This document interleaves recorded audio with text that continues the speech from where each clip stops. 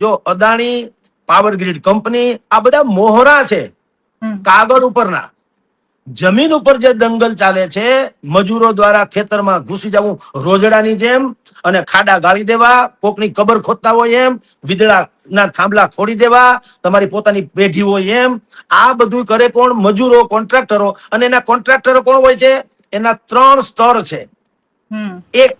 એક ચોપડા ઉપર નામ હોય તે છગન મગનભાઈ, ખોટે ખોટા હંબક ખાલી બતાવવાના. 2 એના આકા, એ ચોપડા ઉપર ન હોય. ચોપડા ઉપર નામ મેં કીધું જગદીશભાઈ નું હોય, પણ એના આકા પાછા જે હોય એ કોણ હોય? જે તે વિસ્તારના બાહુબલી નેતા. અને હવે ત્રીજું કે એનાથી પણ ત્રીજો સ્તર, સરકારની તમામ તંત્ર ઉપર જેની પેઠ હોય, તાકાત વાળો રાજનેતા હોય, એ પાછો મેઇન હોય, એ હાવ ભૂગર્ભમાં.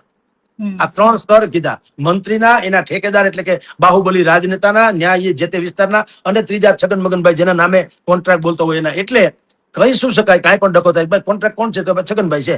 છગનભાઈ આપણી જેમ સામાન્ય માણસ હોય, પણ છગનભાઈ અત્યારે જે બળજબરી કરી શકે, શું કામ? કે જે માણસો આવે, પોલીસ તંત્ર આવે, જે કઈ અહીંયા ડરામણી ધમકામણી થતી હોય, એ જે તે વિસ્તારના બાહુબલી નેતાઓ દ્વારા થતી હોય છે, બધાને ખબર હોય.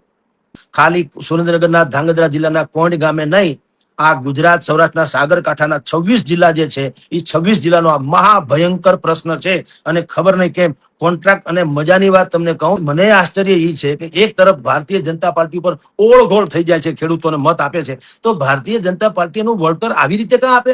वो जहर पी चुका हूं, वो तुम्ही ने तो दिया है, तुम तो मुझे जिंदगी की दुआएं मत दो, और शोला था जल बुझा हूं, अब तुम तो मुझे हवाएं मत दो. એવું અહીંના ખેડૂતો કે એના જેવી વાત છે.